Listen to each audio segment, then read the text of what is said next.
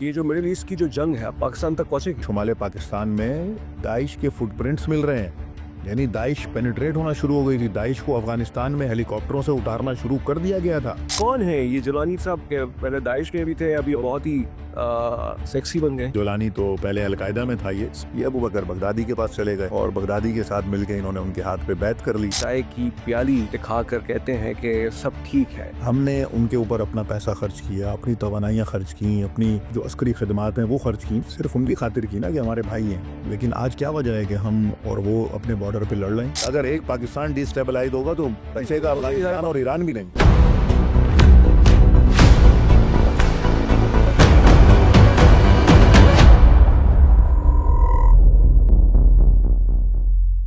अस्सलाम वालेकुम, जाविया की थर्ड एपिसोड के साथ अज़मीन जावेद हाजिर है। आप सबको रमज़ानुल मुबारक। और अल्लाह ताला का ये ख़ास महीना है कि जिसके ज़रिए हम उसका क़ुर्ब हासिल करते हैं। और एक तो इसका इस्लामी हवाला भी है, लेकिन ये वो महीना है कि जिसके ज़रिए हम इंसान की फ़लाह व बहबूद के लिए हवाले से भी काम करना चाहिए। कल मैंने बहुत ही अच्छा स्टेटस पढ़ा कि उस स्टेटस में ये लिखा हुआ था, किसी ने व्हाट्सएप पे डाला, हमारे बहुत ही प्यारे दोस्त हैं। उन्होंने लिखा कि कोई ये क्यों नहीं लिखता कि कोई मुस्तहिक है जो हमसे राब्ता करे। ये कोई नहीं लिखता थे ये बात। लेकिन बहरहाल आप देखिएगा अपने आस-पास के लोगों को, जहाँ ज़रूरत हो वहाँ जाके उनके लिए आप जो है राशन फ़राहम करें, क्योंकि गुर्बत बहुत है, महँगाई बहुत है और बहुत से लोग हाथ नहीं फैलाते। बहुत से सफ़ेदपोश लोग ऐसे हैं जिनको तलाश करना पड़ता है। यही अंबिया की और औलिया की सुन्नत यही रही है कि उन्होंने हमेशा से लोगों को तलाश करके ही दिया है, उनकी इज़्ज़त-ए-नफ़्स को बरकरार रखा है। ये बहुत ज़रूरी है। बल्कि यहाँ तक है कि एक हाथ आपका दे तो दूसरे हाथ को पता ना चले। हाँ, कुछ लोग ये भी कहते हैं कि अगर आप तरग़ीब करना चाहें तो आप ज़ाहिरी तौर पे भी दे सकते हैं। नीयतों का हाल तो खुदा जानता है। लेकिन बहरहाल तो रमज़ान बहुत मुबारक हो। अपनी इबादतों में, अपनी दुआओं में मुझे और साबिर अबू मरियम साहब को याद रखिएगा। तो हमने 2 एपिसोड्स के ज़रिए से मिडल ईस्ट को हमने बहुत सी हवालों से बातें की। हमने ईरान पे बात की, हमने अमेरिका पे बात की, हमने ईरान और अमेरिका पे बात की और हमास पे बात की, हमने फ़लस्तीन के हवाले से बात की, इज़राइल की एट्रोसिटीज़ पे हमने बहुत सारी बातें की। आज इस सिलसिले को कोशिश करेंगे मिडल ईस्ट के हवाले से वाइंड अप करते हैं थर्ड डिस्कशन को, फिर चौथे और पाँचवें जब तक हम ये करते हैं पॉडकास्ट, उसके ज़रिए फिर हम दूसरी तरफ भी जाएँगे। लेकिन आज एक और इम्पोर्टेंट डिस्कशन करनी है। इसी हफ़्ते साबिर अबू मरियम साहब जो पैलेस्टीनियन फाउंडेशन पाकिस्तान के सेक्रेटरी जनरल हैं, वो लेबनान गए थे और वो हसन नसरुल्लाह साहब की जो जनाज़ा जो हुआ, तशरीह जनाज़ा, उसमें उनकी शिरकत हुई और वहाँ उन्होंने बहुत से लोगों से मिले। वहाँ पे नेल्सन मंडेला के बेटे से भी मिले वहाँ पे और पोते से ग़ालिबन वो उनसे मिले और वहाँ जाके उन्होंने क्या देखा उनसे वो भी पूछेंगे। हसन नसरुल्लाह की बहुत ही एक इंटरेस्टिंग शख्सियत रही है। उनकी जो असैसिनेशन हुई उसने तमाम दुनिया को अंदोनाक किया, तमाम गमज़दा किया। एक बहुत बड़ी असैसिनेशन थी और उसके बाद जो है हिज़्बुल्लाह ने अपने आप को सँभाला और वहाँ उनकी जो लीडरशिप है वो आ चुकी है। अच्छा, बहुत कुछ सोशल मीडिया पे एक और शख्सियत का तज़किरा मैं कल देख रहा था, अबू अली साहब हैं। पूछेंगे साबिर अबू मरियम साहब से अबू अली साहब हैं कौन? कहते हैं कि उनके ये सिक्योरिटी गार्ड थे, लेकिन हमने थोड़ी-सी और खोज की तो ये उनके दामाद भी पता चला कि उनके दामाद भी हैं। तो बहुत शुक्रिया साबिर साहब, कैसे हैं? सबसे पहले आपको रमज़ान मुबारक बहुत-बहुत और दुआ करते हैं परवरदिगार अपना ख़ास करम करे उम्मत मुस्लिमा पे और इत्तेहाद की ज़रूरत है हम सबको और अगर ये इत्तेहाद नहीं होगा तो हमारे लिए कोई फ़ायदा नहीं है। साबिर साहब, लेबनान गए आप, क्या मंज़र देखा सुना है? एक 10 लाख से ज़्यादा का इज्तिमा था हसन नसरुल्लाह के जनाज़े में। बिस्मिल्लाहिर्रहमानिर्रहीम। बहुत बहुत शुक्रिया तज़मीन भाई, आपको भी रमज़ान की बरकतें, रमज़ान का महीना मुबारक हो, रोज़ों के दिन हैं। और जहाँ आपने शुरू में गुफ्तगू की है, मैं चाहता हूँ कि एक नुक्ता उसमें एक ही मैं उसमें इजाफ़ा कर दूँ कि जहाँ इबादत के साथ गरीबों को, मिस्कीनों को, यतीमों को याद रखें, वहाँ अपने मज़लूम फ़लस्तीनी भाइयों का भी ज़िक्र करें, उनको भी याद रखें कि ये महीना हमें यही सिखाता है कि मज़लूमों के साथ और ज़ालिम के ख़िलाफ़। दूसरी जो बात है, जी हाँ, जो सैयद हसन नसरुल्लाह का जो जनाज़े के जो मरासिम हुए और खुदावंद करीम ने ये सआदत हमें दी कि हम वहाँ पे गए और उधर हमने ये देखा, तो एक वाक़या एक तारीख़ी इज्तिमा था। मैं तो ये समझता हूँ, बल्कि जो इंटरनेशनल मीडिया को भी मैंने वहाँ पे बातचीत की उनके साथ और जो उन्होंने सवालात उठाए, उसमें एक सवाल यही था कि हाउ डू यू फ़ील? तो मैंने उनसे यही कहा कि ये फ़ीलिंग तो मैं नहीं बयान कर सकता कि अपने अल्फ़ाज़ में क्या है, लेकिन मैं ये ज़रूर कहना चाहता हूँ कि ये तारीख़ का एक हिस्सा है। जब दुनिया की तारीख़ लिखी जाएगी हमारे बाद या हमारे हमसे जो भी इसके बाद जो दुनिया आएगी, जब भी कभी तारीख़ में किसी अहम वाक़यात का ज़िक्र होगा तो 23 फरवरी 2025 का ज़िक्र इस उन्वान से ज़रूर होगा कि लबनान में एक ऐसे शख्स का जनाजा, एक ऐसे शख्स के जनाजे के मरासिम हुए कि जिसने अपना सब कुछ फ़लस्तीनी कौज़ की खातिर कुर्बान कर दिया। फ़लस्तीनियों को बचाने के लिए, उनके दिफा के लिए, उनकी उनकी इज़्ज़त की बचा के लिए अपने आप को भी कुर्बान किया, अपने बेटे को भी कुर्बान कर चुका था वो शख्स। और उसने इस बात को वो अलल ऐलान किया, और ना सिर्फ ये कि बल्कि लाखों अफराद को, दुनिया में करोड़ों अफराद को वो सोगवार कर गया। ना सिर्फ लबनानी, मैंने कहा फ़लस्तीनी अमा, फ़लस्तीनी भी उसी तरह से अश्कबार थे जैसे वो लबनानी थे। पाकिस्तानी भी इसी तरह अश्कबार हैं जैसे लबनानी हैं। ईरान, इराक, नाइजीरिया, दुनिया भर से, यूरोप से आए हुए लोग। अच्छा। आपने अमरीकी सहाफ़ी को देखा होगा सोशल मीडिया पे, जैक्सन हिंकल के नाम से वो उनका ट्विटर अकाउंट है, वो बड़ा मशहूर सहाफ़ी है। उस जैसे लोग भी वहाँ पे पहुँचे हुए थे और उनकी भी आँखें अश्कबार थीं। और नेल्सन मंडेला के तो ग्रैंडसन का आपने ज़िक्र किया है, वो हमारे पुराने दोस्त भी हैं और वो भी इस सोग में शामिल थे। तो मैं समझता हूँ कि ये तारीख़ है खुद। ये दिन खुद एक तारीख़ है जो आने वाली वो नस्लों को एक नया सबक देगा, नया अज़्म देगा, नया हौसला देगा और बताएगा कि ये हसन नसरुल्लाह थे, जिन्होंने ना सिर्फ़ मज़लूमियत की खातिर 40 साल तक जदोजहद अपनी जारी रखी, एक अमली, बल्कि अपनी जान भी कुर्बान की। और जब कुर्बान हुए तो खुद एक आइडियोलॉजी बन गए। राइट। और अब वो आइडियोलॉजी प्रिवेल करेगी नेक्स्ट जनरेशन्स के अंदर, जो दुश्मन नहीं रोक सकेगा। तो मेरा ख़्याल है कि ये एक तारीख़ी दिन था और हमेशा याद रखा जाएगा इसको। और जी हाँ, लाखों, आपने कहा कि लाखों अफ़राद थे, वाक़ईन लाखों अफ़राद थे। अगर किसी ने कभी लाखों देखने हों, तो वो उस इज्तिमा में ज़रूर जाके देखें। तो आपने क्लोज़ली दस्ते खाकी देखा था हसन नसरुल्लाह का? बुनियादी तौर पर जसद खाकी तो उन्होंने ताबूत में रखा हुआ है। उसकी एक सबसे अहम बात ये भी बताता चलूँ, जो मुशाहिदीन है, देखने वाले हमारे, कि वो ये समझते हैं कि शायद उस जनाजे को निकाल के दोबारा नमाज जनाजा की। और ये नहीं, नमाज जनाजा तो पहले जिस वक्त वो शहीद हुए थे, राइट। चंद अफराद ने, चंद सौ, चंद हज़ार अफराद ने, जो मकामी थे, उन्होंने नमाज जनाजा अदा की थी और उनको अमानतन एक जगह पे दफन किया था, ताबूत में दफन किया था। उसी ताबूत को दोबारा वहाँ से निकाला गया और उसको इस मरासिम में लाया गया। वो ताबूत पे था वो, तो वही ताबूत फिर दोबारा से लेकर अपनी परमानेंट मकाम पे उनको तदफीन कर दिया गया है, जहाँ पर अब वो ताबत उनका वहाँ पे वो मकबरा कायम किया गया है, जो हमेशा रहेगा। तो बुनियादी तौर पर उनका कोई इस तरह जसद खाकी किसी को नहीं दिखाया गया। अलबत्ता ये एक करामत इलाहिया ज़रूर है कि 84 टन बम वहाँ पे मारा गया जिस जगह पर सैयद हसन नसरुल्लाह मौजूद थे। 84 टन बम मारने का मतलब ये था, वो दुश्मन की जो टारगेट, जो हदफ था इसराइल का, वो ये था कि इस 84 टन की मदद से वो यानी बॉडीज़ को भी ज़रा-ज़रा कर दें, कुछ ना बचे ना। यानी होता है ना कि 100% बिल्कुल आप 99% अपने टारगेट अचीव करें कि बस बिल्कुल बॉडी भी ना मिले। लेकिन खुदा का ये करम था कि जो उनकी शख्सियत थी, जो उनकी ज़िंदगी का जो उनका कारनामे थे, खुदा ने अपना एक करम दिखाया कि उनकी बॉडी जो मकामी इंटैक्ट रही, सालिम रही। और इसको हम एक करामत इलाही, कुरान तो यही कहता है कि शहीद जिंदा है, मरता नहीं है, तो बिल्कुल साबित है। इसमें कोई शक नहीं है कि शहीद ज़िंदा है। और जो, चूँकि मुसलमान हैं हम और हमारा ये अकीदा है, कुरान मजीद की आयत पर हमारा ईमान है कि शहीद ज़िंदा हैं और अपने खुदा के यहाँ से वो रिज़्क भी पाते हैं। और इस बात में कोई शक नहीं है कि जब कोई शहीद होता है कहीं भी, किसी भी माशरे में, ख़ास पाकिस्तानी माशरा हो, कहीं पे, जो भी आज नौशेरा में जो शहादत हुई है, बहुत ही अंतरनाक वाक़या है, उसमें भी कुछ आप लबकुशाई फरमाएँ, क्या उस कहेंगे पे इस पे? बिल्कुल बात करेंगे। ये एक दहशतगर्दाना कार्रवाई है, सफ़ाकाना कार्रवाई है। और अभी तो खबरें आ रही हैं कि दाइश ने उसकी ज़िम्मेदारी कबूल कर ली है। देखिए, दाइश का पाकिस्तान में आना ये बहुत ख़तरनाक काम है।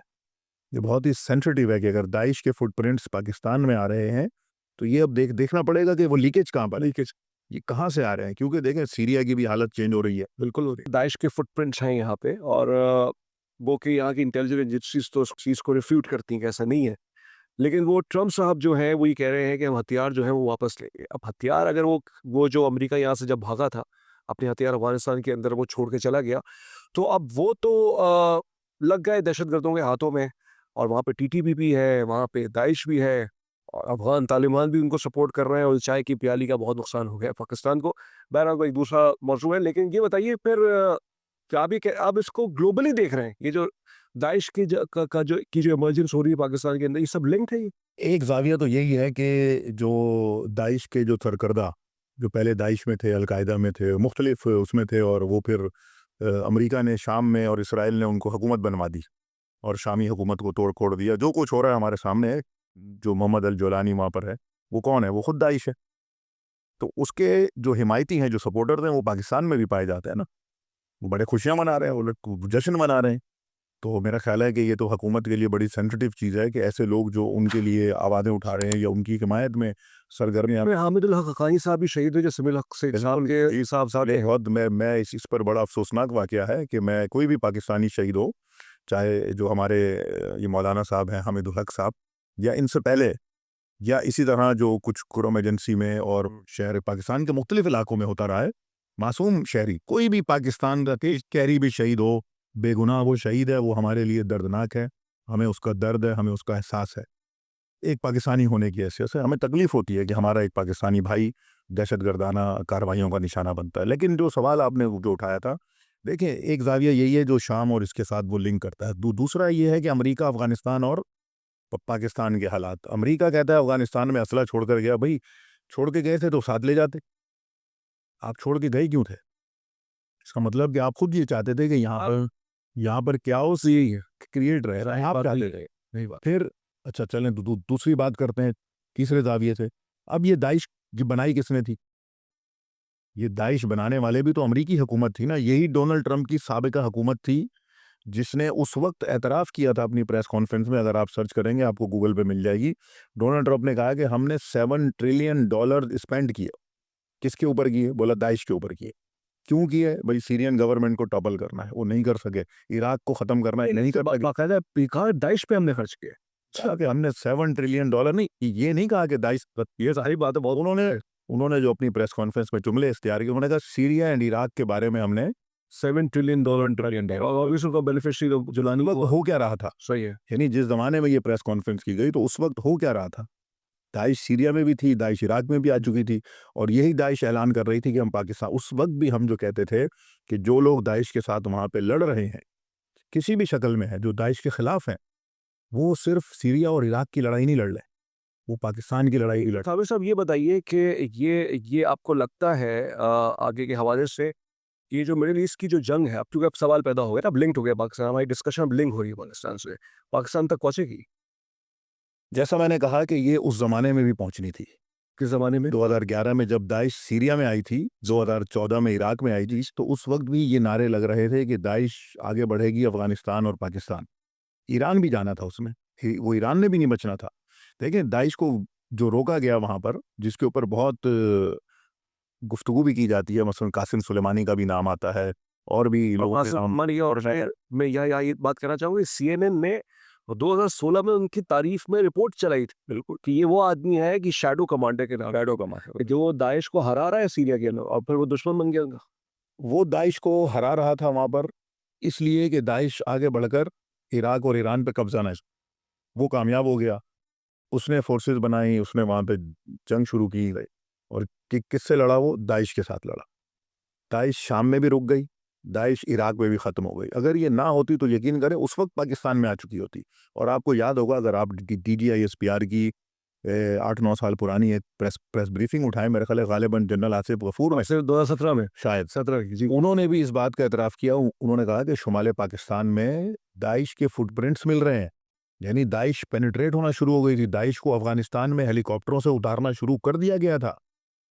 हेलीकॉप्टर्स जी, ये अमरीकी हेलीकॉप्टरों से उतर रहे थे दाइश उस ज़माने में, क्योंकि अमेरिका का होल्ड था। 2016-17 में तो अमेरिका ही था ना अफ़गानिस्तान में, ओके। ठीक है ना? अच्छा, अफगानिस्तान की बात देखें सीरिया में मार पड़ रही थी दाइश को, और इराक में मार पड़ रही थी, तो दाइश को वो पैसे दे रहे थे वहाँ से वो निकालने के लिए। या तो दाइश जा रही थी गोलान की पहाड़ियों पर, या दाइश आ रही थी अफ़गानिस्तान में। अफ़गानिस्तान में आने के 2 मकसद थे, एक ही जाना था ईरान की तरफ, दूसरा आना था पाकिस्तान की तरफ। तो पाकिस्तान उनके निशाने पर है, और पाकिस्तान देखिए बदकिस्मती ये भी है हमारी कि यहाँ पर उनके लिए जो जो एटमॉस्फेयर है वो बड़ा वो फिजिबल है।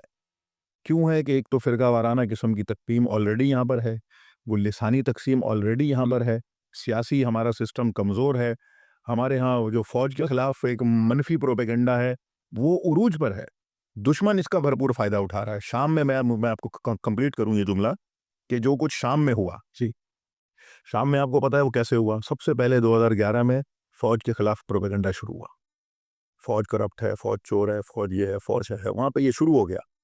लोग परेशान, भाई क्यों हो रहा है ये अचानक है? लेकिन एक और मैं कंप्लीट करूँ। जब ये शुरू हुआ तो फौज का मोराल सही है, डीमोरल होना लगा। डिमोरलाइज हो गया। कुछ बड़े जर्नल बिक गए। उन्होंने कहा यार ये तो कौम हमारी हमें गालियां देती है, हमने क्या करना है। अमरीकियों ने उनको खरीद लिया, दूसरों ने खरीद लिया। जब दाइश ने अटैक किया शाम के ऊपर, जिस फौज ने शाम का डिफेंस करना था, वो फौज तो खत्म हो चुकी थी। उस फौज में तो जान ही नहीं बची थी। सही है। मैं पिछले 7 साल से यही कुछ देख रहा हूँ पाकिस्तान में, ज़ाती तौर पर एक तालिब इल्म होने की हैसियत से 7-8 साल से। सेम प्रोपेगेंडा जो 2011 में हमने वहाँ देखा था, वो पाकिस्तान में 7-8 साल से शुरू है। मुमकिन है कि आप मुझे कहें कि भाई मैं कोई प्रो एस्टेब्लिशमेंट हूँ। मैं देखिए, एस्टेब्लिशमेंट का अपना काम है, वो अपना काम करे, जो भी कर रही है। मैं किसी सियासी उसमें नहीं, लेकिन मैं जनरल एक पर्सपेक्टिव आपको दे रहा हूँ कि ये काम मैं सीरिया में देख चुका हूँ, ये काम हम लबनान में देख चुके हैं कि पहले फौज को कमज़ोर कर दो, नहीं, इसमें डीमोरलाइज कर दो, फिर ठीक है। मुल्क पे हमला करो। नहीं, ये तो है कि फ़ौज जो है वो दिफ़ा के लिए ज़रूरी तो है। जो उनकी जो ज़रूरत है डिटरेंस के लिए, डिफेंस के लिए, फ़ौज तो हमारी फ़ोरफ्रंट पे रहती है और हमेशा रहनी भी चाहिए। उसके लिए हमें उनको जो है हमेशा ताकत बख्शनी चाहिए। पार्लिमान को बख्शनी चाहिए, हुकूमत को बख्शनी चाहिए और अवाम को बख्शनी चाहिए। लेकिन जो उन पे तनक़ीद होती है, फ़ौज पे नहीं, कुछ लोग हैं कि जिनके सियासी मफ़ादात हैं और जो कहते हैं कि हुकूमतें गिराते हैं, हुकूमतों को बनाते हैं, तोड़ते हैं, जोड़ते हैं, इल्ज़ामात लगते हैं उस पे। तो ये तो एक तारीख़ तो पाकिस्तान की रही है। इसमें मैं एक सियासत का तालिब इल्म होने की हैसियत से मैं ये कहता हूँ कि अब आप इल्ज़ाम लगाते हैं, आप उनकी वजह से हुकूमतों में आते ही क्यों हैं? ये सिस्टम कमज़ोर है ना आपका, सही है। क्योंकि आप खुद कमज़ोर हैं। अमेरिका मुदाखलत करता है, आप उसको रास्ता देते हैं। आप क्यों देते हैं रास्ता? आप क्यों कहते हैं कि भई हमें एमएनए बना दो, हमें वज़ीर-ए-आज़म? लेकिन सर उसमें साबिर साहब उसमें एक काउंटर आर्गुमेंट भी है ना कि इदारे बनने नहीं दिए गए ना, नहीं, वो किसने नहीं बनने दिए गए। जो इस मुल्क के असल देखें, बस ताकत उस की जो असल जड़ है, ना वो फ़ौज है, ना सियासतदान है, बल्कि अमेरिका है। अच्छा, अमेरिका ने जो काम किया है पाकिस्तान के लिए, जो पाकिस्तान के अमेरिका जब एनआरओ ला रहा था पाकिस्तान के अंदर तो किसी न किसी पाकिस्तानी के ज़रिए ला रहा था। खड़े होना चाहिए था ना उस वक़्त। जिन लोगों ने वो मफ़ाद लिया, उनको खड़े होना चाहिए था। क्यों नहीं खड़े हुए? सही है, वो रिजेक्ट कर देते। वो उस वक़्त अगर वो सख्तियाँ बर्दाश्त कर लेते, तो शायद ये सूरत हाल सही। ना होती। लेकिन अब अगर हम एक-दूसरे के खिलाफ हो जाएँ, यानी अब हम कोई ऐसा रास्ता भी तो तलाश करें कि हम अपने मुल्क को आगे लेकर जाएँ। इन सारी मुसीबतों से अपने आप को निकालें। अब दाइश, अब देखें ना, अब ये दाइश ने ज़िम्मेदारी कबूल, आप अपने टॉपिक पे आ जाएँ। दाइश ने ज़िम्मेदारी कबूल कर ली, वो दाइश जो पिछले 15 साल से पाकिस्तान पे आना चाहती है। अब जुलानी के सीरिया में आने के बाद यहाँ पर उनके वो पर तोल रही है। नहीं तो फिर एक बात बताएँ कि इसमें एक पाकिस्तान के हवाले से अफ़गानिस्तान कल से एक तशनगी रह गई है। वो जो एक मामला उठा था 2021 के अंदर जब कोशिश की जा रही थी पाकिस्तान की तरफ से बल्कि पाकिस्तान नहीं इसमें अमेरिका भी था कतर के अंदर मुज़ाकरात होते थे अफ़गान तालिबान के और वहाँ की हुकूमत के अशरफ गनी की हुकूमत के हवाले से हमने किरदार अदा किया। लेकिन कुछ लोग ये बात कहते हैं कि उस वक़्त के जो फॉर्मर डीजीआईएसआई थे, जनरल फैज़ हमीद जिन पे अभी केसेस भी चल रहे हैं, उन पे फ़र्द जुर्म भी आयद हो चुकी है। वो बहुत से हवालों से जो है वो ज़ेर अताब हैं। उनके बारे में कहा जाता है कि वहाँ जाके वो चाय की प्याली दिखाकर कहते हैं कि सब ठीक है। सब ठीक तो नहीं रहा, बहुत कुछ तबाह हो रहा है क्योंकि कल ही मैंने ये बात अपने प्रोग्राम में मेंशन की कि 2023 के अंदर 683 दहशतगर्दी के हमले 683 नाज़रीन हुए हैं। 683 23% बलूचिस्तान के अंदर हुए हैं और वो जो एक पॉलिसी थी रीसेटलमेंट के हवाले से कि जो टीटीपी के फाइटर्स हैं उनको यहाँ पे लाके बसाया जाए। अब तो उसके नताइज तो आ रहे हैं। यानी ये साबिर साहब आप तो बहुत क्लोज़ली लोगों से मिलते हैं, जानते हैं। हमारे जो असल स्टेक होल्डर्स हैं जो फैसला करते हैं, वो बहुत शॉर्ट साइटेड है। यानी ये कि उनकी दूर की सोच नहीं। एक शायद किसी हद तक ये ज़ाविया दुरुस्त है कि जो हमारी स्ट्रैटेजी कांस्टेंट नहीं है। वो बहुत तेज़ी के साथ तब्दील हो जाती है। यानी अब हम इस सूरत हाल में बैठे हुए हैं कि अफ़गानिस्तान के साथ हमारे एक क्लोज़ रिलेशन होने चाहिए थे। हमने उनके लिए कुर्बानियाँ दी, ठीक है? हमने उनके ऊपर अपना पैसा खर्च किया, अपनी तवानाइयाँ खर्च की, अपनी टेक्नोलॉजी खर्च की, अपनी जो अस्करी खदमात हैं वो खर्च की। सिर्फ़ उनकी खातिर की ना कि हमारे भाई हैं। लेकिन आज क्या वजह है कि हम और वो अपने बॉर्डर पे लड़ रहे हैं? सही। पाकिस्तान की अब सूरत हाल आप देखें तो पाकिस्तान के अफ़गानिस्तान के साथ सिचुएशन कोई अच्छी नहीं है। ईरान के बॉर्डर पे भी हमारे कोई बॉर्डर अच्छा, तो वहाँ से भी मसाइल है, बदकिस्मती से वो भी मसाइल है वहाँ से। पीछे क्या बचा है? यहाँ पर इंडिया बचा है कि मशरिक तो वो दुश्मन है आप। वो तो वैसे ही हमारा वो डिक्लेयर्ड है कि भई हमारा एनिमी है। पीछे चाइना है। हाँ, चाइना के साथ भी आप देखेंगे बड़ी हमारी अनबन रहती है कुछ बाहर की इन्वॉल्वमेंट की वजह से। लेकिन अभी शुक्र है अल्लाह का कि कुछ मामलात अच्छे हुए हैं, लेकिन कब तक रहेंगे? तो मेरा ख्याल है कि ये दायरे के जो लोग ऊपर बैठे हुए हैं उन्हें ये सोचना चाहिए इस ज़ाविये में वही कि भाई हमें हमसायों के साथ दुश्मनी करके नहीं रहा जा सकता। बहुत इंटरेस्टिंग बात की आपने। ये रियलाइजेशन कब होगी? 40 साल से तो और ये हमसायों को भी सोचना चाहिए, सिर्फ हमें नहीं सोचना। अब दोनों तरफ से है। हमने भी सोचना है और हमने अपने हमसायों को भी बावर कराना है कि भाई साहब मिल के चलो, ये सबसे अच्छा। नहीं, लेकिन डिस्टेबलाइजेशन तो सबको उसका फायदा भी होता है। बहुत बहरहाल नुकसान होंगे अगर एक पाकिस्तान डिस्टेबलाइज होगा तो बचेगा अफगानिस्तान और ईरान भी नहीं। उसकी एक स्ट्रेटेजिक इंपॉर्टेंस पाकिस्तान की तो है, लेकिन बहरहाल पाकिस्तान की डिस्कशन नाज़रीन जो आई वो लिंक थी मिडल ईस्ट की डिस्कशन से। वापस चलते हैं असद नसरुल्लाह साहब की तदफीन के हवाले से। आपने लोगों को देखा वहाँ पे, आपने वहाँ पे जज्बा देखा। हमने फिर एक तस्वीर आती है, प्रेस टीवी में देख रहा था उस वक्त इतवार के रोज, हवाई जहाज नहीं, जंगी जहाज इसराइल के फिजाओं पे है। एक पूरा जंगी मंजर था, तो डरे कहीं खौफजदा हुए कि ये हम पे बमबारी ना कर। जिस तरह मैं अभी मुस्कुरा रहा हूँ आपके सामने, आप यकीन जानिए कि मुझ समेत हजारों लाखों लोग उस वक्त मुस्कुरा रहे थे। और छोटे छोटे बच्चों को मैंने देखा कि जब उन्होंने आसमान की तरफ उनकी आवाज़ सुनी वो मुस्कुरा रहे थे। कुछ बच्चों को देखा कि उन्होंने जूते उठाकर उनकी तरफ ऐसे लहराना शुरू कर दिए कि भाई ये तुम्हारा ये है। तो मतलब लबनानी कौम अभी भी बहादुर है। सही। अभी भी क्या, हमेशा से है, आज भी है। यानी आप देखें बहुत नीची परवास थी। अच्छा। यानी ग्राउंड को अगर आप देखें तो ग्राउंड इस तरह से ऊपर कई 100 फीट तक ऊपर उसकी सीढ़ियां जैसे होते हैं ग्राउंड्स, अगर आप तस्वीरों में देखें तो तकरीबन उनसे 100 फीट ऊपर जहाज गया होगा। जो सबसे ऊपर बैठे थे वो कोई भी नहीं डरा। और वो इतने शातिर से इसराइली जंगी जहाज के जो चलाने वाले थे बदबख्त, कि जब वो ग्राउंड के ऊपर जब उसकी हुदूद में दाखिल हुए तो उन्होंने उस वक्त जहाज़ों का साउंड दिया कि लोग डर जाएं, और अजीब सी साउंड उन्होंने पैदा की है। कोई नहीं डरा, लोगों ने नारे लगाना शुरू कर दिए, लब्बैक या नसरुल्लाह और इसराइल मुर्दाबाद, अमेरिका मुर्दाबाद। जितनी देर वो उनके ग्राउंड से निकले हज़ारों लोग खड़े हो चुके थे और नारे लगा रहे थे, और कोई एक मुझे नहीं लगा कि कोई बंदा खौफजदा हुआ। यानी ये कि साबिर साहब असद नसरुल्लाह की शहादत को लबनानी कौम में गम तो ऑब्वियसली है, इसको सेलिब्रेट भी किया कि उनका एक हीरो था ना, कि जिसने एक बहुत अजीम कुर्बानी दी है और इसने कौम को मुत्तहिद भी किया। वहाँ पे लबनानी हुकूमत के कोई आपने लोगों को देखा वहाँ पे? बिल्कुल, लबनानी प्रेसिडेंट वहाँ पे थे। अच्छा। और इसी तरह स्पीकर पार्लियामेंट अच्छा। वहाँ पे मौजूद थे। दुरूज़, जो एक दुरूज़ फ़िरका है, अच्छा। दुरूज़ के जो सबसे बड़े जो रिलीजियस उनके सरबराह हैं वो वहाँ पर थे। क्रिश्चियन जो चर्च जो है वहाँ का सबसे बड़ा चर्च, जो उसके जो क्योंकि लबनान में ईसाई भी है ना, इनकी तादाद अच्छी खासी है। क्या कहते हैं उनको, एक तो फादर होता है बिशप, और एक उनसे ऊपर होता नहीं, पोप से नीचे एक होता है प्रीस्ट शायद, वो वहाँ पे मौजूद थे। सबसे बड़ा जो लबनानी वाले क्रिश्चियन थे, ना सिर्फ वो मौजूद थे बल्कि अवाम मौजूद था। ईसाई अवाम मैंने आंखों से देखी। आपको मैं बताऊं कि जो ईसाई लड़कियां वहाँ बैठी थी खवातीन की तरफ, वो अपने लिबास में थी, पैंट शर्ट टी शर्ट और खुले बालों के साथ, और मैं जो उनका स्टाइल है उनके यहाँ की जाहिर है हिजाब की उस तरह। ये आदमी ने तमाम मज़ाहिब को जोड़ दिया। मैं आपको बताऊं वक्त का स्लोगन क्या था।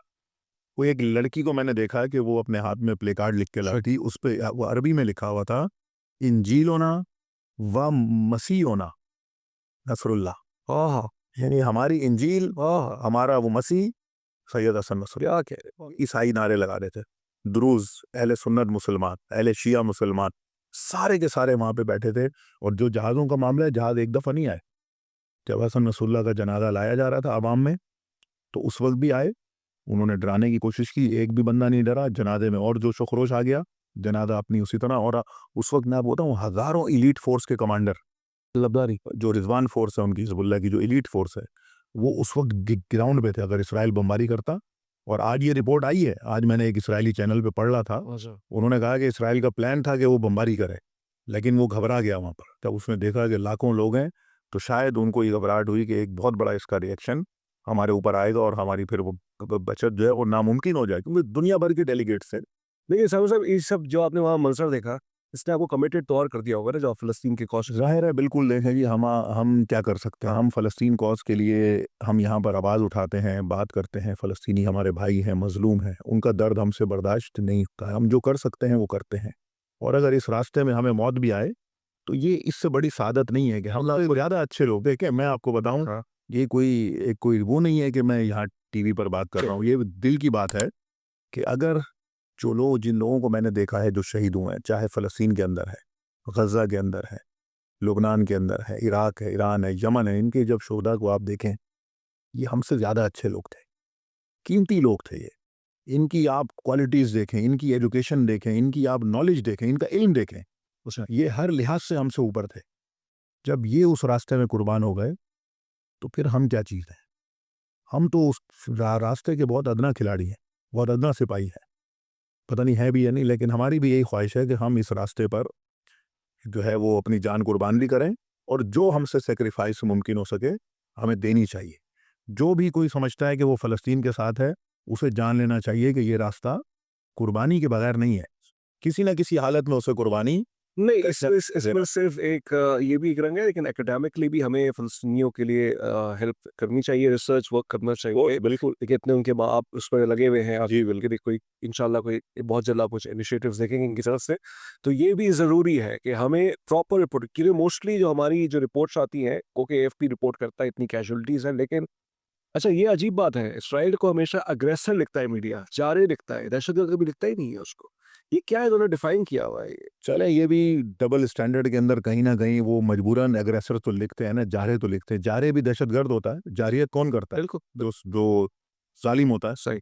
तो अगर ये भी लिखते हैं तो मेरा ख़्याल है कि ठीक है, दहशतगर्द भी लिखना चाहिए, उसको इल्लेजिटिमेट पावर लिखना चाहिए। अच्छा बिल्कुल हसन नसरुल्लाह की शहादत हुई सितंबर में, आज फरवरी हो गया। अब अबू अली साहब का एक तज़किरा आ रहा है।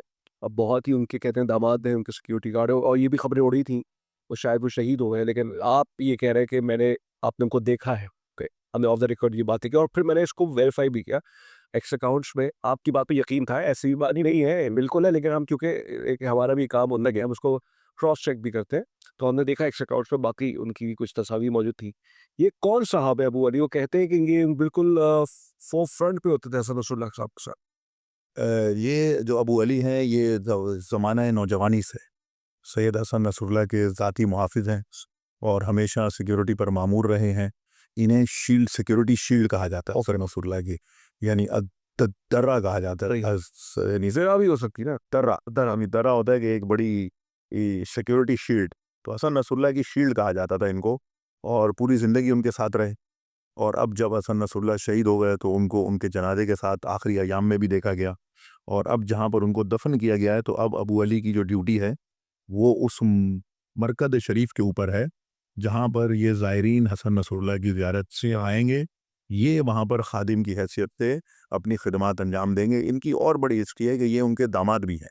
नहीं तो ये मुमकिन नहीं है कि आगे जाके हिज़्बुल्लाह की कोई लीड कमांड में आ जाएँ, कुछ इस तरह? नहीं, उन्होंने कह दिया है। अभी जो वहाँ पर कुछ हमारे वो यमनी दोस्तों ने उनसे मुलाकात की, तो उन्होंने उनसे कहा, जब सवाल पूछा तो उन्होंने कहा, मैं शुरू से खादिम था। जब सैयद ज़िंदा थे, मैं उस वक़्त भी खादिम था। जब वो शहीद हुए, मैं उस वक़्त भी खादिम था। अब जब वो दफ़न हुए हैं, तो मैं इस मकाम पर खादिम हूँ, और ताअबद हमेशा जब तक ज़िंदा हूँ, मैं इसी खादिम की हैसियत से रहूँगा। सही, सही। तो उसने खुद डिक्लेयर किया है। तो वो बहरहाल एक बहुत ही, जिसको कहना चाहिए कि एक पुरानी शख्सियत है, और जिसने हमेशा, जब भी सैयद हसन नसरुल्लाह को आप कभी वीडियोज़ में देखेंगे, जब भी कभी वो मंज़र आम पर आए हैं, ग्राउंड में आए हैं, पब्लिक में आए हैं, तो ये वो शख्स है कि जिसने अपने आप को उनके ऊपर निछावर रखा है, उनकी मुहाफ़ज़त की है। और वीडियोज़ में देखा जा सकता है कि किस चाको चौबंद हाँ, देखा है मैंने। वो उनको बचाने की जगह-जगह कोशिश करता है कि कहीं से अगर कोई बुलेट फायर हो, कुछ हो, तो वो उसको ना लगे, बल्कि पहले इनको लग जाए। तो ये बड़ी उनकी एक जनाब अली की एक वो है। जी।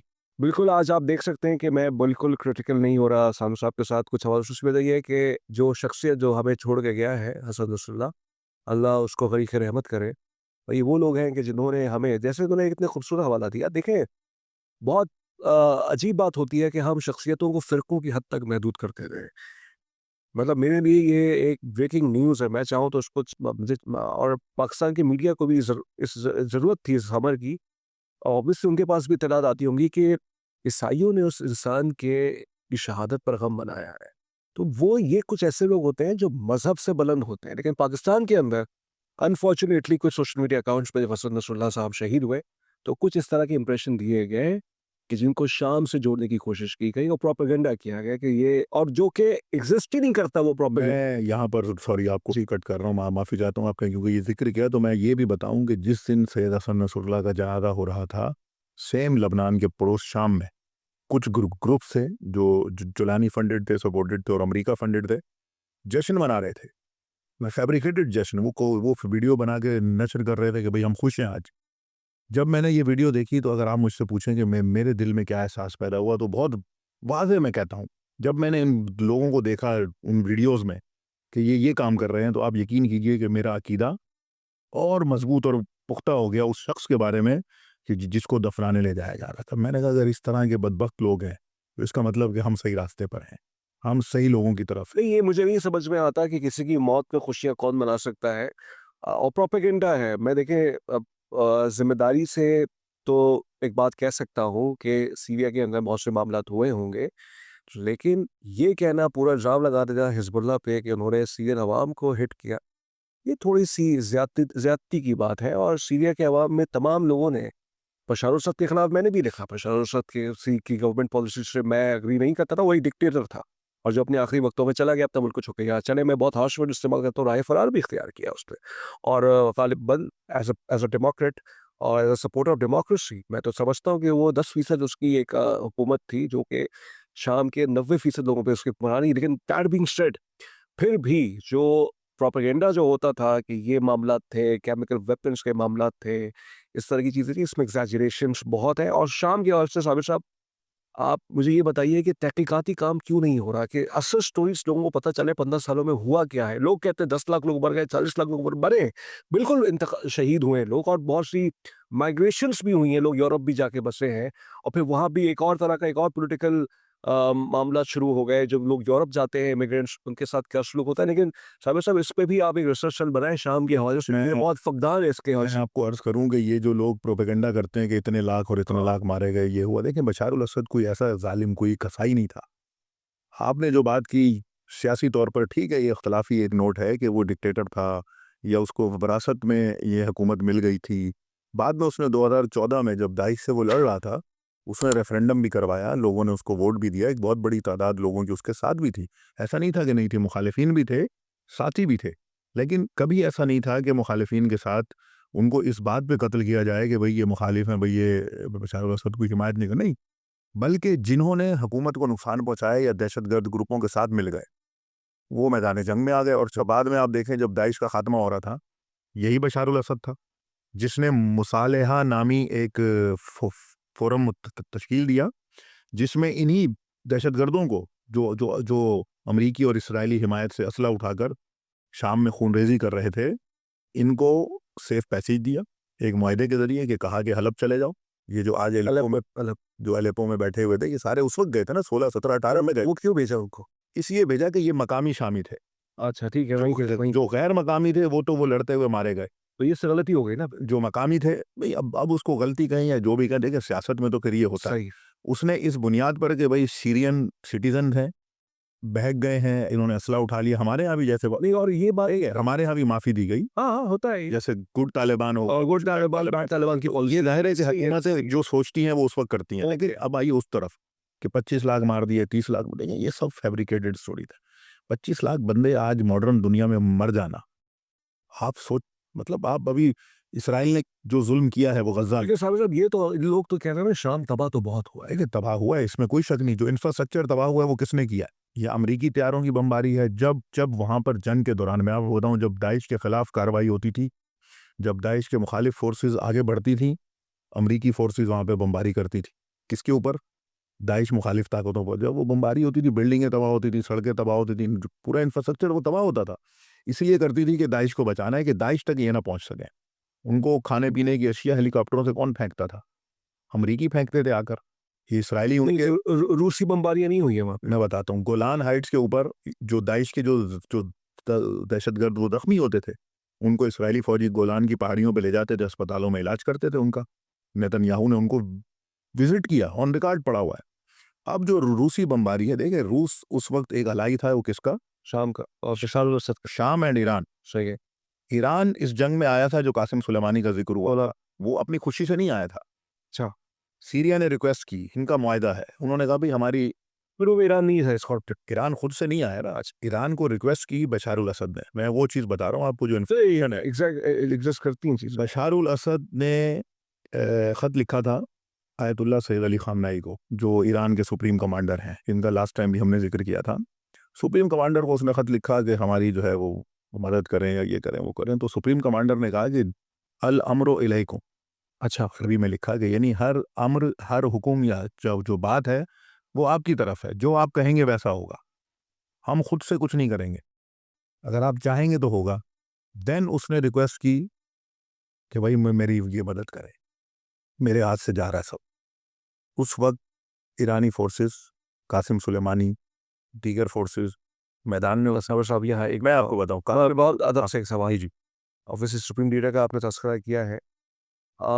ईरान ने जो अपनी शमूलियत इस जंग में की वाक़ई जैसा आपने कहा कि जैसा आप चाहेंगे बशार अल असद की रिक्वेस्ट रिक्वेस्ट पे किया। अच्छा, 100%। तो अगर फ़र्ज़ करें यही रिक्वेस्ट कोई और मुल्क भी करता है उनसे तो वो उसमें भी जाते हैं। लेकिन ऑब्वियसली कोई ना कोई अपना इंटरेस्ट तो वो देख रहे होंगे। तो बिल्कुल ऐसा ही होता है, रियासतें अपने इंटरेस्ट के साथ ही जाती हैं। शाम देखिए उनका एक ऑलरेडी एक एग्रीमेंट भी है, ईरान, शाम, इराक का, कि उनके यहाँ एक एग्रीमेंट पाया जाता है कि अगर कोई किसी को ज़रूरत होगी तो हम एक दूसरे की वो मदद करेंगे। इसी एग्रीमेंट की बुनियाद पर इन्होंने ख़त लिखा, ख़त का जवाब आया, इन्होंने उस ख़त को कहा कि भाई हमें मदद दें। तो ईरान इधर आया, इसलिए आया क्योंकि उसको भी पता था कि अगर हमने इसको नहीं बचाया, ये हमारे हाथ से चला गया, तो हम जो फ़लस्तीन की मदद कर रहे हैं या शाम के अंदर खुद जो फ़लस्तीनियों का स्टेटस आपको पता है उस वक्त शाम में क्या था? सही। डिप्लोमेटिक स्टेटस था। हमास के लोगों का, फ़लस्तीनियों का, जिहाद इस्लामी का, इनको ऑफिसेस थे, इनको गाड़ियाँ थीं, इनको सरकारी प्रोटोकॉल था। ये बशार अल असद ने अच्छा, किया। मैंने अभी आयतुल्लाह ख़ामेनी साहब का भी ग़ालिबन जब ये बशार अल-असद की हुकूमत गिरी और जिलानी का जब वो नबूदार हुआ, तो उन्होंने अपने लोगों से बात की, वो बहुत उसका चर्चा आया। तो उसमें इन्होंने ये कहा क्योंकि उनको ये ख़तरा लाहक था कि वो जो दाइश के जो लोग हैं वो मुक़द्दसात या जो मुक़द्दस जगह हैं उन पे उनको वो तबाह तबाह कर सकते हैं। तो हमने ये समझा कि हम वहाँ जाके लोगों की मदद करें। 2 ही नुक्ते हैं ना, पहला नुक्ता जो मैं बात कर रहा था वो यही था कि एक सियासी तौर पर एक हुकूमत ने दूसरी हुकूमत से वो मदद माँगी। दूसरा नुक्ता ये भी था कि उनका इंटरेस्ट भी था। उनका एक इंटरेस्ट जो था वो पॉलिटिकली था, जियोपॉलिटिकल था। दूसरा था कि मुक़द्दसात का दिफ़ा करना है, अच्छा, कि जो मुक़द्दसात हैं वहाँ पर जो वो मज़हबी मकामात हैं, यानी फ़लस्तीन का दिफ़ा क्यों है? क्या कोई वो सरहद मिलती है क्या ईरान? कुछ है, सही है। देखिए मस्जिद अक़सा है। उम्मत मुस्लिमा के मुक़द्दसात हैं। हम भी जो फ़लस्तीन का दिफ़ा यहाँ कर रहे हैं कि हमारे वो शायर अल्लाह हैं। लेकिन सर वो ये इसमें प्रॉब्लम ये है ना कि यहूदी भी तो कहते हैं कि उनकी भी तो है। बिल्कुल, हम उन यहूदियों को तो नहीं कहते कि आप यहाँ से बाहर निकल रहे हैं। हम तो उनको कहते हैं कि जो 48 तक यहूदी यहाँ थे, वो यहाँ पे रहे। ठीक। जिनको आपने बाहर से लाके बसाया है, वो सेटलर्स हैं, कॉलोनियल सेटलर्स हैं, उनको निकालें। ठीक है। ये बड़ी सिंपल है। तो ये इस तरह के 2-3 किस्म के जॉइंट पर्पसेस थे कि गवर्नमेंट की रिक्वेस्ट, शायर अल्लाह और मुक़द्दसात की हिफाज़त और अपनी जियो डेप्थ्स को, अपनी स्ट्रेटेजिकल डेप्थ को मेंटेन करना। ज़ाहिर है कि कोई अपनी जान कुर्बान करने आ रहा है, पैसा लगाने आ रहा है, अपना असला लगाने आ रहा है, तो उसको भी तो कोई फ़ायदा होगा। इसी तरह रूस भी, जो आपने कहा ना रूस बमबारी, रूस ने अवाम पे तो बमबारी नहीं की। रूस का अवाम से क्या झगड़ा है? रूस ने जो मारी है वो दाइश के ठिकानों पे। उसमें दाइश के ठिकानों में सिविलियंस भी तो थे ना? दाइश अगर छुप कर मसलन यहाँ हम बैठे हुए हैं, कोई 4 दाइश के कमांडर आ जाएँ, यहाँ आके छुप जाएँ, हमारी गर्दनों पे बंदूक रख दें, कोलैटरल डैमेज तो यही होगा ना, फिर उनको तो मारना पड़ेगा। कोलैटरल डैमेजेस अगर मुसलसल बुनियादों पे मुसलसल नहीं हुआ है, देखिए कहीं पर हुआ है, ये कहीं बाय चांस हुआ है, कहीं मिस इन्फॉर्मेशन पे हुआ है, कहीं पर हालत मजबूरी। साहब विद ऑल ड्यू रिस्पेक्ट क्या रूस बहुत ही अपने जो है ह्यूमन राइट्स की बहुत पासदारी करता है? यूक्रेन में जो किया उसने, बिल्कुल यूक्रेन में जो कर रहा यूक्रेन में तो है, जंग उसने शुरू की ना नहीं, उसने। यूक्रेन में जंग उसने शुरू नहीं की। यूक्रेन की जंग अमेरिका ने शुरू करवाई है, रूस ने नहीं करवाई। अमेरिका उस जंग के पीछे था। जब अमेरिका ने यूक्रेन को कहा कि हम नेटो का मेंबरशिप देंगे, तुम नेटो में आओ, तो आप मुझे बताएं अगर पाकिस्तान की सरहद पे कोई आकर कहे कि हम 28 मुल्कों की फौज बिठाते हैं, पाकिस्तान क्या करेगा? पाकिस्तान उसके लिए क्या? बमबारी तो जरूरी वही है ना साबिर नहीं, साहब। बमबारी जस्टिफाइड उस वक्त है कि जब आप बात नहीं मानेंगे तो फिर ताकत के तौर पे मनवाना पड़ेगा। क्योंकि जब आप हठधर्मी पर हैं, आप मेरी सिक्योरिटी को, मेरी सोवरेनिटी को चैलेंज कर रहे हैं। नहीं साबिर साहब देखिए अगर सोवरेनिटी कैसे बचाएं भाई? अमेरिका करे तो गलत, रूस करे तो पॉलिटिकल उसके लिए रूस ने सही किया है। मैं ये कह रहा हूँ कि जो काम हुआ है वो अमेरिका ने किया है। रूस अपना डिफेंड कर रहा है। रूस अपने डिफेंस में ये काम कर रहा है। रूस अग्रेशन नहीं कर रहा है। अग्रेशन क्या होती है कि आपने फ़लस्तीन पे कब्जा किया हुआ है, फ़लस्तीन के ऊपर आके जेनोसाइड कर रहे हैं, दुनिया भर के आपने ला के वहाँ बिठा दिए हैं, कब्जा ये होता है। रूस ने ये काम नहीं किया अभी तक। रूस अपने आप को बचाने के लिए, यूक्रेन को पीछे धकेलने के लिए, कि यूक्रेन उस काम से भाग रहा है, और उसने डायलॉग किए पहले। क्या यूक्रेन को नहीं कहा रूस ने कि आप वो नेटो के मेंबरशिप में मत जाएं, ये ट्रैप है? वो नहीं माना, वो ज़ेलेंस्की नहीं माना। आज आप देखें वो ज़ेलेंस्की की क्या हालत है। आज जब ट्रंप ने उसको जूते की नोक पे रखा है, तो अब उसकी क्या हालत है, ये बात उसको पुटिन पहले सब two wrongs can not make one right है। ये मैं इस पे मैं आप थोड़ा सा डिसएग्री करूंगा, लेकिन पहले रूस का उस हम करेंगे, आगे चलेंगे, प्रोग्राम करेंगे। ये बताइए, इसी ईरान पे शाम के हवाले से ये भी एक इल्ज़ाम लगता है कि पाकिस्तान से उन्होंने बहुत रिक्रूटमेंट्स की हैं और ज़ैनबियन तंजीम बनाई है। इसमें क्या सदाकत है या नहीं है शाम के हवाले से? देखिए, ये जो बातें हैं, ये एक इसको कहना चाहिए कि बहुत जैसे बढ़ा-चढ़ा के एक प्रोपेगेंडा होता है। सही। मुमकिन है यहाँ से लोग वहाँ गए हों।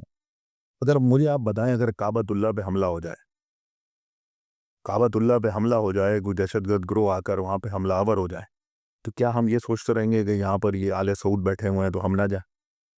भाई, जिसके जो जज़्बात हैं वो चला जाएगा।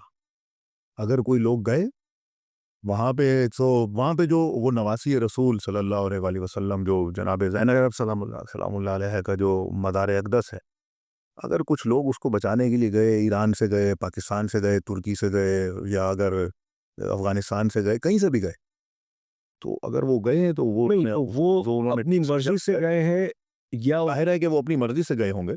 अच्छा, अगर वो अपनी मर्ज़ी से गए हों, अच्छा ये तो ठीक है, बहुत हसास मौज़ू है, लेकिन मैं जी, इसको चाहता हूँ इसको बिल्कुल बारीक तरीके से इसको डिस्कस करके हम निकल जाएँ। लेकिन एक सवाल ये पैदा होता है कि जब ये कॉन्फ्लिक्ट्स होते हैं, तो उससे जो यहाँ के पाकिस्तान के अंदर जो रियासत के जो मतलब फैसला साज़ क़ुव्वतें हैं, वो ये कहते हैं कि इससे फ़िरक़ावारियत फैलने के मुमकिनात हो जाते हैं। तो इस वजह से वो लोग जो गए, हमने उनके खिलाफ़ कार्रवाइयाँ की है। देखिए, वो रियासत का अपना फ़ैसला है।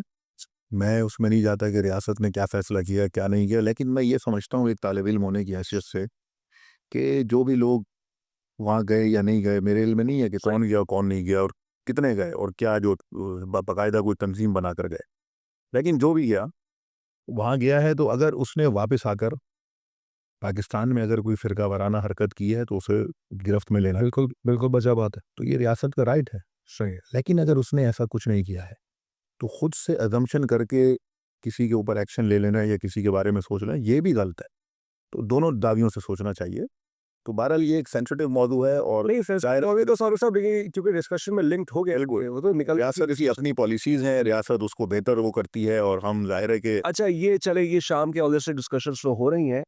ये जो जोलानी है, ये अहमद शरा जिनको हम कहते हैं, ये कौन साहब थे? इनकी क्या तारीख़ है? 2017 में इनकी हेड बाउंटी थी कि उनके सर की कीमत अमेरिका ने मुकर्रर की हुई थी। अब ये बहुत फ़ेवरेट हो गए, दाढ़ी भी शायद उन्होंने ट्रिम करवा ली है और बहुत मॉडर्न बन गए और मॉडर्न हो जाएँगे। तो ये कौन है? ये जोलानी साहब के पहले दाइश में भी थे, अभी बहुत ही सेक्सी बन गए। बहुत ही मारूफ़ है।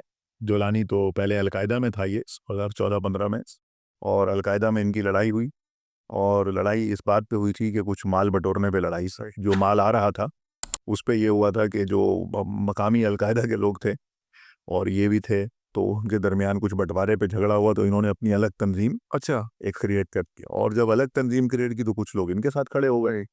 फिर ये लड़े, फिर वहाँ भी इनको वो मज़ा नहीं मिला, तो इन्होंने कहा, भई अब तो दाइश को जॉइन कर लो। ये अबू बकर बगदादी के पास चले गए और बगदादी के साथ मिलके इन्होंने उनके हाथ पे बैत कर ली। सही, और जब उधर भी दाल नहीं गली, तो फिर ये इन्होंने अपना एक हैया तहरीरुश शाम नामी ग्रुप सही। क्रिएट किया और उसके बाद अब ये कंटिन्यू उसके अंदर रहे और फिर इनको मार बहुत पड़ी। ये भी उन्हीं में से थे जिनको धकेला गया था पीछे, जब हलब की तरफ इनको आम माफ़ी दी गई थी लोगों को, तो उस आम माफ़ी में इनके सारे लोग भी हलब चले गए थे। और अब इनको ज़ाहिर है कि वो तुर्की की बहुत बड़ी सपोर्ट रही पिछले 5-6 सालों में। रजब तैयब उर्दगान ने बहुत ज़्यादा इनको माली सपोर्ट दी है, फ़ौजी सपोर्ट दी है और उस सपोर्ट के एक वजह ये थी कि तो उर्दगान शुरू से इस बात के पीछे थे कि शाम की हुकूमत को गिराना चाहते थे, कि अमेरिका भी गिराना चाहता था। अब देखिए ना, आप खुद ही तय कर लें। मैं तो किसी को नहीं कहता कि 22 हो जाओ। अमेरिका एक तरफ है, एक तरफ इसराइल है, बरतानिया और पूरा यूरोप है, बीच में वो तुर्की भी है। सारे एक ही एजेंडे पर है, शाम को गिराना है। बशार अल असद को, भई बशार अल असद ने कौन सा नहीं, लेकिन नहीं, टर्की क्या जुर्म किया है? नहीं, टर्की ये कहता है कि वो जो वहाँ पे कुर्द है या वो गालिबन कोई तंजीम बोल है, जी, जी, बिल्कुल। वो उनके खिलाफ इस्तेमाल हो रही है। देखिए, कुर्द का एक मसला अलग है, ये बड़ी लंबी बहस है, कहीं और चली जाएगी। चलें, कुर्द सिर्फ करेंगे इसको डिस्कस। कुर्द तो तुर्की में नहीं है, कुर्द की एक पूरी पट्टी है जो कुर्दिस्तान है, उसकी इराक, ईरान और पूरा इधर तक आती है, सऊदी अरब और ये सारा है, वो एक अलग मसला है। लेकिन तुर्की शुरू से शाम की हुकूमत को गिराना चाहता था, किसके साथ मिलकर? जो अमेरिका चाहता था, वो ये चाहता था। सही है। आज भी जो अमेरिका चाहता है, वो ये चाहता है। तो ये दुनिया को खुद समझ जाना चाहिए कि भाई राइट साइड पे कौन है, रॉन्ग साइड। बशार अल असद से ला के इख्तिलाफ, मैं उसका कोई मैं मुझे वो मैं उसको हीरो नहीं मानता। मैं एक सियासतदान देखता हूँ विरासत में उसको हुकूमत मिली, उसने चलाया, यंग मैन था, वो आया, उसने कोशिश की, नहीं कर सका, आखिर में वो ट्रैप हो गया, जो भी हुआ, मुल्क छोड़कर भाग गया, सब कुछ ठीक है भाई अपना, लेकिन जोलानी से 100 दर्जे अच्छा था। अच्छा, Jolani is not acceptable. it's not acceptable then, but the people are embracing him with happiness and they see in the going not happy with him. अच्छा, सीरियन पीपल नहीं है वो चंद एक ग्रुप है, अभी आपस में लड़ रहे हैं। आप जाके देखें, वहाँ थोड़ी सी तहकीक करें, जोलानी के खिलाफ वहाँ पे मुजाहरे हो रहे हैं। लेकिन लेकिन जो हमने वीडियोस देखी, का वारियत को सरकारी सतह पे प्रमोट किया जा रहा है वो वहाँ से। ठीक है, लेकिन जो हमने वीडियोस देखी हैं बताइए, मतलब वो मैंने भी उसको वेरीफाई किया, जेन्युइन वीडियोस थी। वो वहाँ जो बहुत मशहूर मस्जिद है बनी उमैया की, ये दौर की बनी, कितने लोग थे वहाँ वहाँ 2000 लोग, लेकिन अजानें वही लोग रो रहे हैं, लोग 2000 लोग भी नहीं थे वहाँ। तो क्या पहले अजान नहीं होती थी वहाँ? नहीं होती थी अजान, लेकिन भाई ये तो वो प्रोपेगेंडा है जो यहाँ पे बैठे हुए गली मोहल्लों के लोग कर रहे हैं। अच्छा, वो कह रहे हैं कि अजान नहीं होती थी, नहीं अजान हुई थी मस्जिद अमवी में, जोलानी ने आके अजानें करवा रहे हैं। वो भाई अजानें उस वक्त भी लेकिन ये बात भी तो देखे ना कि ये जो दाइश के बारे में कहते थे कि वही उन्हीं के ऑफशूट्स हैं, अब तो नहीं है, ये मुकद्दस जगहों को की तौहीन करेंगे। अभी तक वैसी कोई रिपोर्ट नहीं आई है। अभी एक रिपोर्ट्स आ चुकी हैं कि जो नवासी रसूल का जो मज़ार है वहाँ पे इन्होंने हमला किया है 2 दिन पहले, उसको बंद किया है और वहाँ के एक बहुत बड़े आलिम दीन को गिरफ्तार किया है, अहले सुन्नत उलमा को गिरफ्तार किया है, कई अहले सुन्नत उलमा को मार दिया है, दहशतगर्दाना के 2 साइंसदान मार दिए हैं, इस बुनियाद पर क्योंकि वो एतदाल पसंद है। अच्छा, वो जुलानी की हिमायत नहीं करते। ठीक है, ठीक है। अच्छा, अब जुलानी का आपने कहा था ना कौन है, अब मैं इसलिए कह रहा हूँ कि नॉट एक्सेप्टेबल, कि देखें ये अमेरिका की जो कंधों पे चढ़ के आएगा वो एक्सेप्टेबल नहीं है। तो उसको इसलिए नहीं आया। हाँ, वो इसलिए नहीं है कि भाई आपने पहले पता नहीं कितने 50 लाख डॉलर, कितने डॉलर मुझे याद भी नहीं है, उसके सर की कीमत लगाई थी, आज आप उसके लिए कह रहे हैं कि नहीं, ये तो अमेरिका ने हमेशा से किया है, सर कीमत सारी लगती है, फिर वो मैं तो बहुत ही वाज़ेह तौर पर उसामा बिन लादेन की मिसाल तो सामने आया। इसराइल इसराइल शाम पे कब्जा कर रहा है। जुलानी का लेटेस्ट इंटरव्यू है, वो कहता है हम इसराइल से कोई जंग नहीं चाहते। हाँ, ये अभी तक उसने मुखालफत नहीं की ये पूरी दुनिया के मुसलमान इस वक्त इसराइल के खिलाफ है, जुलानी इसराइल के साथ है। खुल के कह दिया ना, जंग नहीं चाहते तो क्या चाहते हैं भाई? इधर जो भी इसराइल के साथ जंग नहीं चाहता, इसराइल के साथ दोस्ती चाहता है, इसका मतलब है कि वो इस्तेमाल एजेंट। मुसलमानों का दुश्मन है, सही है, इस्तेमारी एजेंट है वो। तो ये चीज़ तो क्लियर हो गई ना, मुझे तो कुछ बताने की ज़रूरत नहीं है आवाम को। उसका इंटरव्यू सुन लें, 2 मिनट का इंटरव्यू है, क्लिप है। अच्छा, कुछ चीजें आई उनके हवाले से, कोई वो सुफियानी भी हैं, कुछ आप इससे अग्री करते हैं क्या? मैं इन चीज़ों पे नहीं वो करता कि ये सुफियानी है या नहीं है, अच्छा, क्योंकि देखें हम जो काम कर रहे हैं, जिस रास्ते पर हैं, हमारा रास्ता फ़लस्तीन है। हम फ़लस्तीन के हामी हैं, फ़लस्तीनी मज़लूमों के हामी और दुनिया के हर मज़लूम के हामी हैं। जहाँ ज़ुल्म होगा हम ज़ुल्म के ख़िलाफ़ आवाज़ उठाएँगे, और ज़ुल्म के ख़िलाफ़ आवाज़ उठाने के लिए हमें इस तरह के मफ़रूज़ों की ज़रूरत मफहूम की जरूरत तो नहीं। नहीं है कि यही अच्छा, मैं ये मुझे पता है, ये अगर कल को ये मर जाता है, हाँ, तो जो लोग कह रहे हैं ये सुफियानी है, फिर क्या होगा? ठीक है, वो तो जाहिर बात है, assumptions है ना, वो फिर तो क्या होगा? assumptions है, लेकिन ये बताइए जुलानी के आने से फ़लस्तीन की कॉज़ को कैसे डिस्टर्बेंस मिलेगी? क्योंकि मेरे ज़हन में रिकॉल हुआ, एक स्टेटमेंट हो रहा है, हमास के गालिबन एक लीडर ने उनको वेलकम भी किया है, उनके आने को। वो ज़हन से मेरे ना मेरा ख्याल है अभी तक हमास की किसी लीडर ने वैसे सेंट्रल लीडरशिप नहीं थी वो। एक स्टेटमेंट आया था, लेकिन वो बड़ा मुबहम सा था। उसमें ये कहा गया था कि अवामी राय का एहतराम, अवामी राय के इस एहतराम पर हर कोई यही कह रहा है, हम भी यही कह रहे हैं, मैं भी एक इलेक्शंस हो जाए। सियासत का तालिब इल्म होने की हैसियत से मैं भी यही कहता हूँ कि अवामी राय का एहतराम किया जाएगा। सही, ईरान जो सबसे बड़ा इस वक्त हलीफ है उनका, सही है, जिसकी एम्बेसी पे भी इन्होंने जुलानी वालों ने हमला किया और बड़ी वहाँ पे तोड़-फोड़ की, सही। ईरान भी यहाँ तक कह रहा है कि अगर इन फ्यूचर देखेंगे, अगर अवामी राय अम्मा इनके साथ है तो ठीक है, हुकूमत इनसे बातचीत करेगी, हुकूमत इनके साथ। और मैं जुलानी के हवाले से पाकिस्तान की बहुत ही मशहूर सहाफ़ी हैं रियायतुल्लाह फ़ारूकी साहब। जी बिल्कुल। उन्होंने भी बहुत तनकीद की जुलानी पे और कहा कि ये जो साहब हैं ये अपने आप को बिल्कुल मोल्ड कर रहे हैं, और दाढ़ी के हवाले से, दाढ़ी कटवाना वो किसी का पर्सनल मैटर है, लेकिन बिल्कुल 360 डिग्री जो शिफ्ट आ रहा है उनके अंदर, और वो जो अमेरिकन प्रॉक्सिमिटी है, अभी तक अमेरिका के किसी ऑफिशियल से वो मिले नहीं, गालिबन यूके के किसी ऑफिशियल से मिले, गालिबन यूके के आया था वो डेलीगेशन से मिले, मतलब ये कि उनको मगरिब कबूल कर रहा। कर रहा है, बिल्कुल उसके लाया वही है, वो मगरिब के पपेट है। तो वही पे सद्दाम हुसैन जैसा हाल होगा इसका। बेशक होगा, नहीं ये सियासत है, ये एक जैसी नहीं रहेगी। अगर बशारुल असद नहीं रहा, अच्छा, जुलानी भी नहीं रहेगा, ये बात तय है। सही। कितना वक्त लगेगा, कैसे होगा, लेट्स सी। Let's see. और यही आज का पॉडकास्ट था कि हमने बहुत सारे हवाले से गुफ्तगू की, जैसे हसन नसरुल्लाह साहब की शहादत के हवाले से, फिर उनका जो इज्तिमाई जो जनाजा हुआ जिसमें लबनान साहब अबू मरियम साहब गए, उस पर बात की है, पाकिस्तान के हवाले से जो नौशेरा में जो दहशतगर्दी वाक़या हुआ, लिंक डिस्कशन दाइश के हवाले से, ग्लोबल इश्यूज़ के साथ हमने इसको रिलेट किया। फिर हम शाम की तरफ गए, फिर वापस हिज़्बुल्लाह की तरफ गए, लबनान की तरफ गए, अबू अली साहब पे बात की, फिर हम शाम की तरफ आए और शाम में हमने कुछ ज़ैनबिय्यून के हवाले से कुछ सेंसिटिव डिस्कशंस की और फिर हमने जिलानी साहब पे डिस्कशन की। चाय की प्याली से आगाज़ किया था और जिलानी तक के सफ़र को हमने छेड़ा। दुनिया कनेक्टेड है और इसी का नाम ज़ाविया है और ज़ाविया का मतलब ये है कि हम मुख्तलिफ पर्सपेक्टिव्स को लिंक करके आपके सामने लेके आएँगे। साबिर अबू मरियम के साथ तज़मीन जावेद को इजाज़त दीजिए। इंशाअल्लाह चौथी एपिसोड पे सोचते हैं और क्या आपके लिए पाकिस्तान के अंदर से कुछ मौज़ूआत निकाल के लाते हैं। तज़मीन जावेद को इजाज़त दीजिए साबिर अबू मरियम के साथ। अल्लाह हाफ़िज़।